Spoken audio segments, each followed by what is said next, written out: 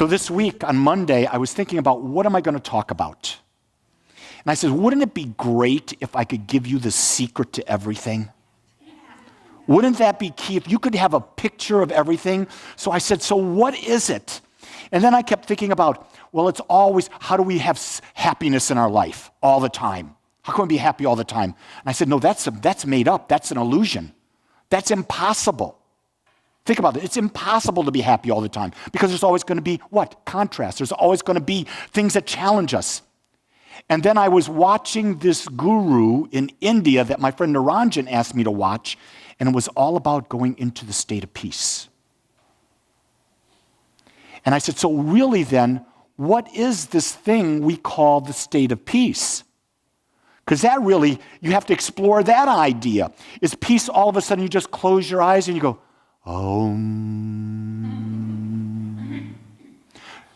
No, that's not it either.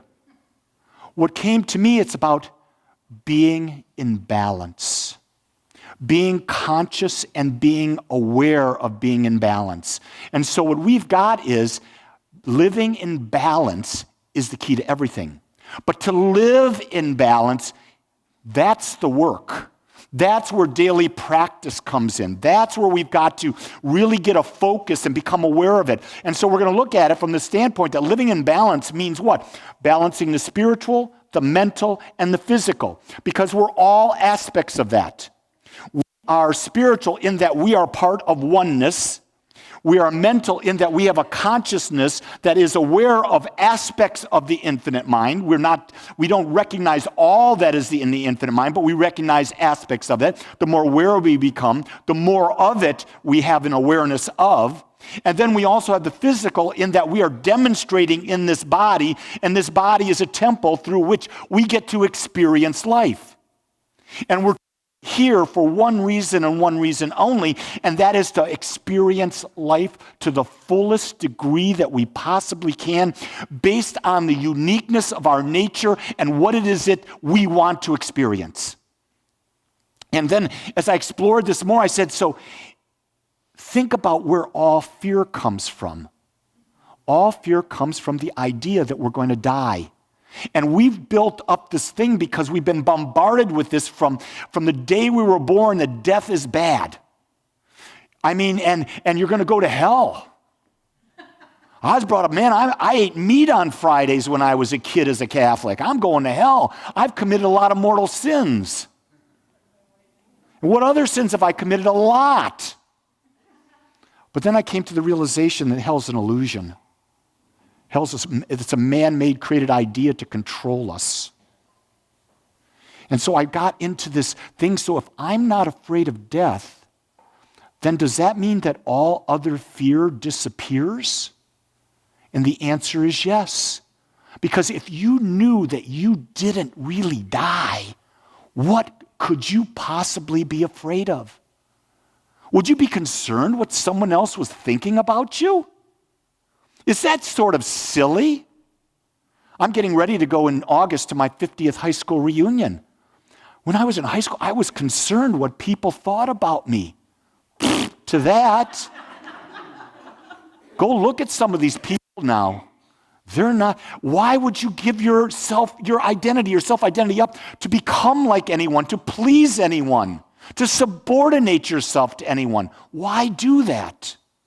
So we're going to explore this. We're going to break it down. So we're going to living in balance. We're going to start off with the spiritual. And in the spiritual, you've got to know who you are. And the only way that you can know who you are is you have to get into a meditation practice. You've got to still the mind, which stills the ego, which allows you to be connected. And when you know who you are, you then lived mindfully. You start living, understanding that you know who you are. Therefore, you have to know that the next person next to you and everyone is a part of that as well. Because you can't just know that you're one with God or one with the infinite and not realize it for someone else. That doesn't make sense. That means you really don't know. You're getting that? What you know for yourself, you have to know for others because you're all the same. You're just individual expressions of it. So the first aspect in the spiritual is to develop a meditation practice where you go to ideally 20 minutes 2 times a day. That's what I have found in all my studies of traveling around the world, doing all these meditation techniques. You don't need to go do Vipassana and do 10 days. You don't need to go do a 16-day silent meditation retreat in India like I've done. You don't need that. You need to do 20 minutes twice a day. That's simple. But you've got to have a reason why to do it or you won't do it. That's what you have to develop for yourself. Okay, so that's the start of it. Then you've got to come in and you've got to go, okay, now you've got to understand that as this oneness, there's a law that is working all the time, and it's the law of cause and effect. That law is always working. In other words, your mental atmosphere becomes what you experience and what you create. And so when you're looking at this idea of how to understand a law, we go into the aspects of prayer, affirmations, forgiveness, gratitude, visioning, study, and mantras. All of these things are ways that you're using to start to control your spiritual nature and reshape it so that it becomes the nature that is predominant. It becomes an automatic thing within you. So when I'm looking at this, my big practice is meditation. I love to meditate. Yesterday, my wife wasn't feeling well. She bummed her knee out, so I had some time. First thing I did was I went downstairs and went into an hour meditation. Oh, it was blissful. Absolutely blissful. Then I said, I'll see you later, and I went to the auto show. And I got to learn mindfulness at the auto show. Because when you're with groups of people, then you really get to practice mindfulness.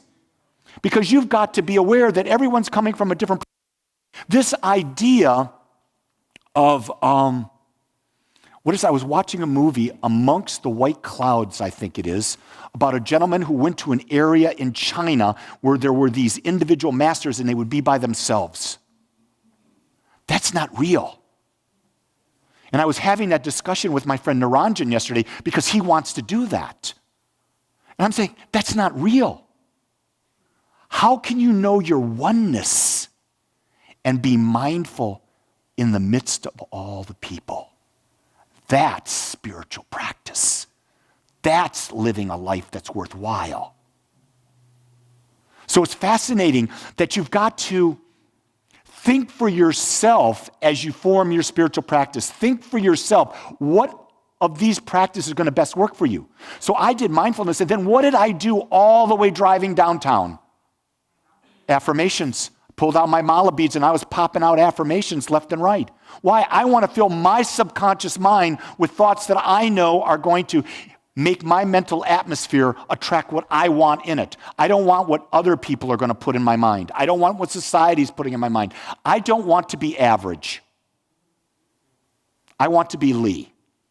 Lee is not better. Lee is not worse. Lee is just Lee. I was born to be Lee. You were born to be you, not to be anything other than you. So we look at that. So we've got the spiritual aspect. There's a lot of work in the spiritual aspect, isn't there? But if you can dedicate 1 hour of your day, 1 hour of your day, that's 5%, less than 5% of your day to spiritual practice, you will be a successful individual there. You'll be highly successful. 1 hour, that's not a lot. Then you go to the mental. And in the mental state, it's about where I've come from is you've got to know what you value. You've got to identify the hierarchy of your values, and we talk about that all the time at Agape. We have workshops on that. We center on that idea. When you have the hierarchy of your values, then you know what your purpose is, because your purpose comes from living your values. Once you know your purpose, you build up why is it important to live that? Why do I love to teach self-love through conscious living? It gives me great joy. I get to touch the lives of people. I change my relationships with everyone I meet. I become a presence in the world that people want to be around. I am fed by talking like this. I cannot wait to do this. It's my highest value. I'm living my dream. So when I've got a why for that, then I create goals that are aligned with it. I then link my values and my actions to my values. I live in awareness that every decision I make, either it fits my highest values or I don't do it. So I am in conscious control. I am mentally aware that what I'm doing is aligned with the person I have come here to be. That's personal responsibility. But we've got to get to know who we are, and we don't. Most people do not know who they are. They've never sat down. And really, what I find is most of the time when I walk people through their hierarchy of values and they get it, I'll go 3 months later and ask them, what's your hierarchy of values? You know what they do? Well, I got it on a piece of paper somewhere. That's no good. Because you've got to be able in a moment when someone's says you're in a situation, you've got to make a decision on a situation. You've got to be able to go through your hierarchy of values and make the decision based on that. So when I go hierarchy of values, it's spiritual self-actualization. It's teaching and speaking about how to better self-love through conscious living. It's about learning about human behavior. It's about being financially free to do what I want, when I want, how I want. It's about building intimate relationships and community. And it's about health and well-being, and it's traveling the world, having experiences. Those are my highest values. So every time I'm making a decision, I go down the checklist. Does it fit? Doesn't fit? Don't do.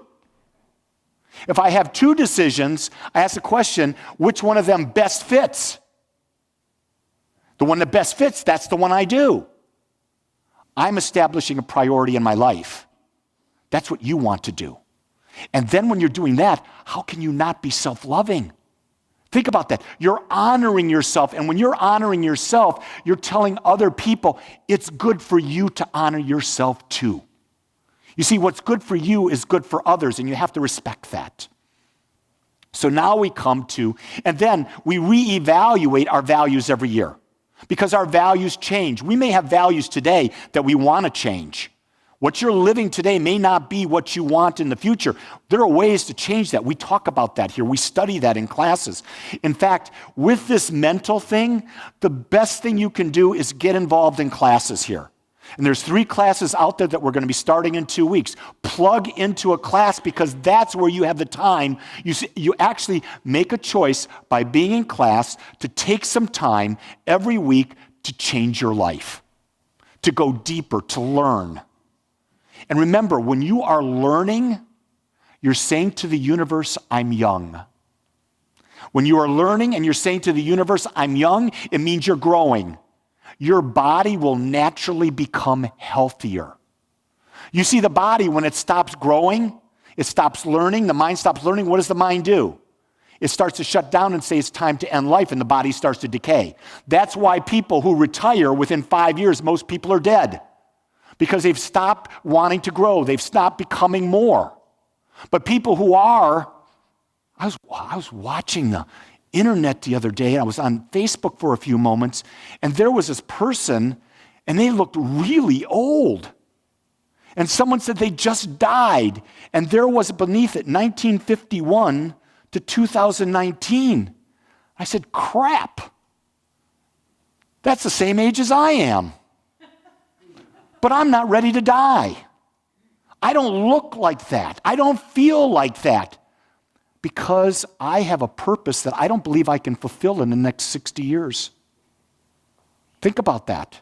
A lot of people say, well, the average mortality is 76. Well, if you believe it, you're going to die at that age. I don't believe the mortality for me it really is at least till 124.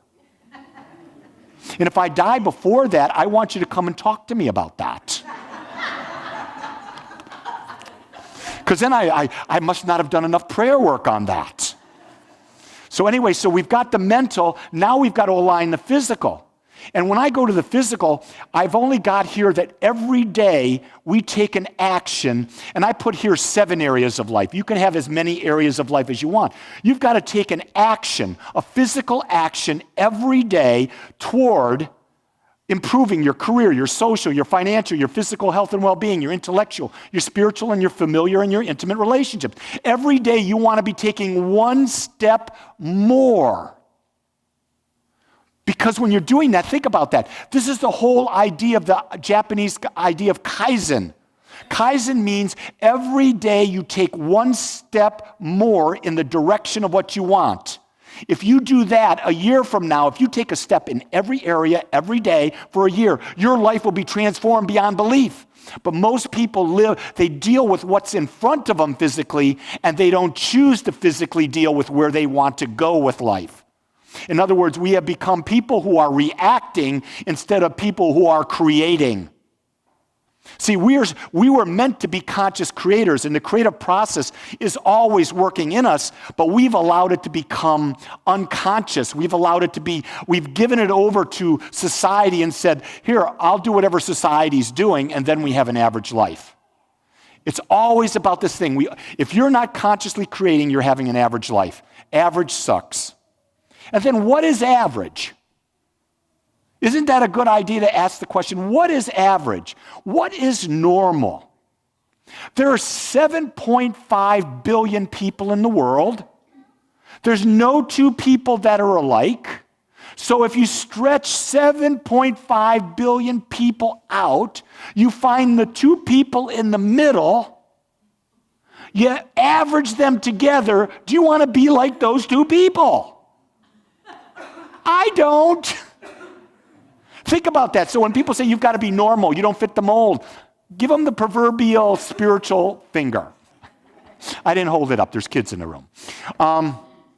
The other thing with the physical, and I don't have it there, you've got to take care of your body. You have got to take care of your body. And the idea of taking care of your body was meant to move. It was not meant to sit in a chair all day long. So if you're not moving your body, you're abusing your body.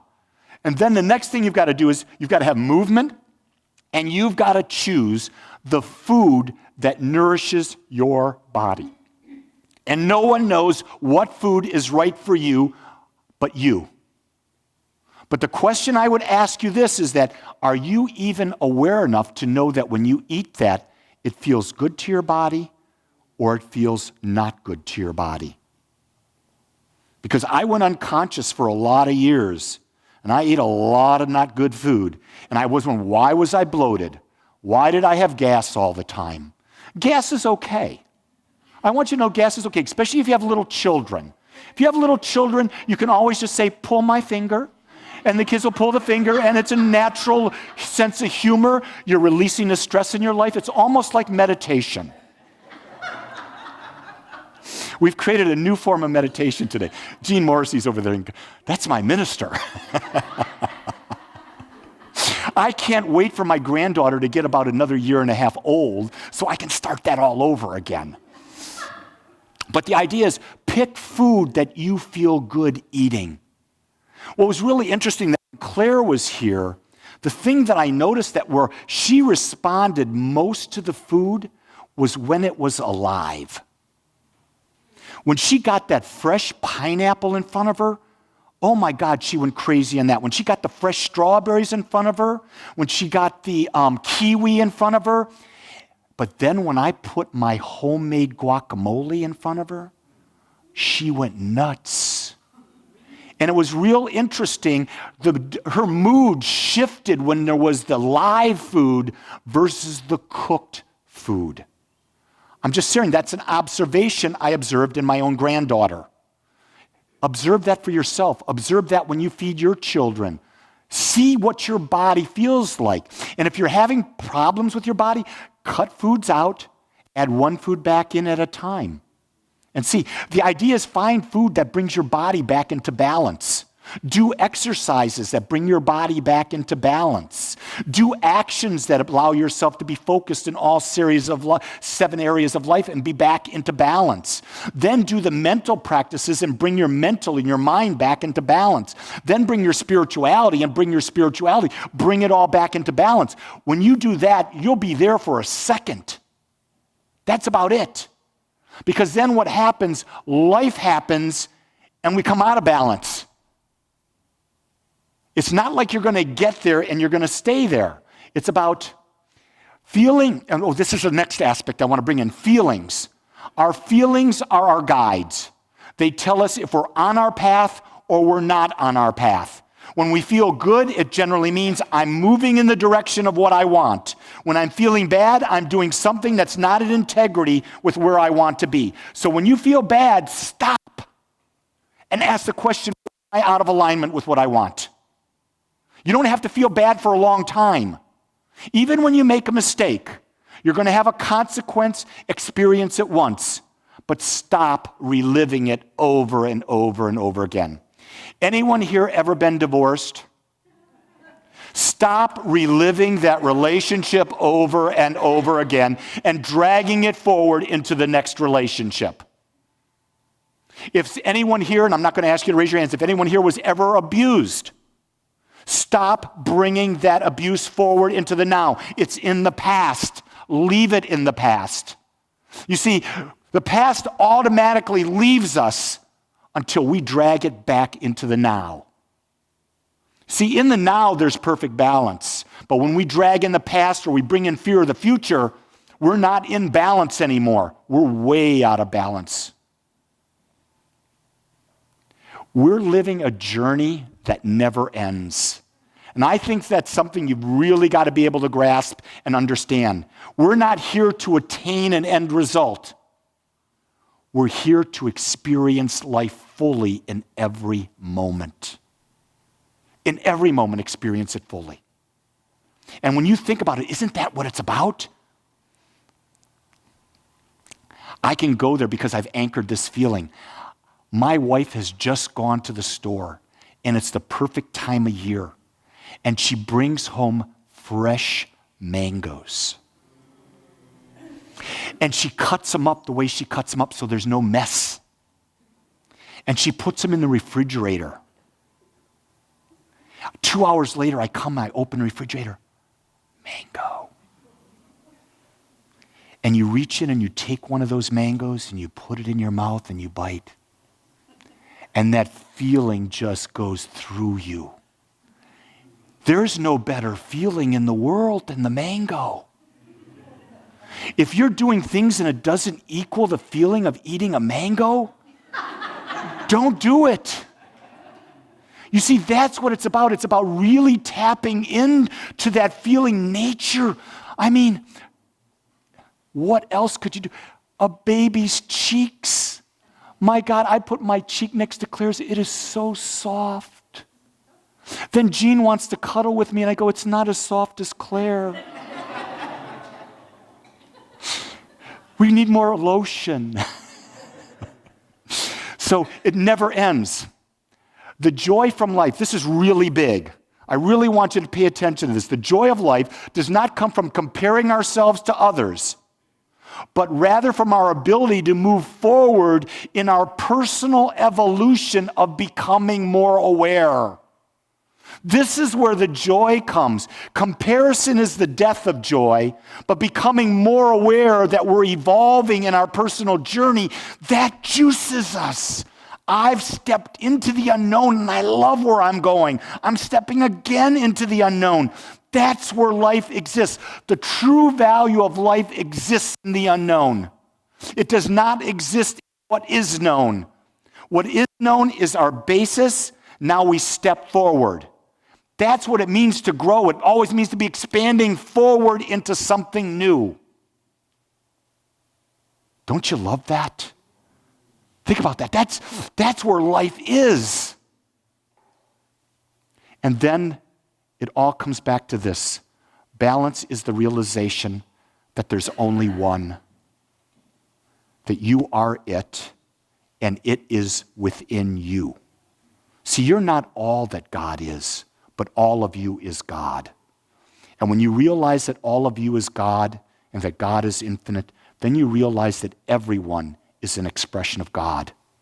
And so we are, at the core of our beings, that part of the ocean which knows no separation, where life is just a flow. So we've got to remember that. Live the wave. The wave is the top where you are individual. That's where you're experiencing life in the physical form. Live that wave beautifully. But remember, your power comes from going within and knowing the oneness that is there. Because it's always been there. And that's where you'll always be. You may not be the wave all of eternity, but you'll be in the oneness for life. Let's pray. I want to thank you for joining us today. I'm so grateful that you took your time to watch or listen to this message. If you found this message beneficial, I would ask that you go to our website, agapecsl.com. Once there, click on the donate button and experience the joy of conscious and purposeful giving. Or if you would like, text your gift by simply dialing 972-532-6976. It is through your gifts that we are able to bring this message to you in the world. I would ask that if you like this message, to please subscribe to my YouTube channel under my name, Lee Wolak. Again, I want to thank you for joining me in the Agape community as we learn how to better self-love through conscious living.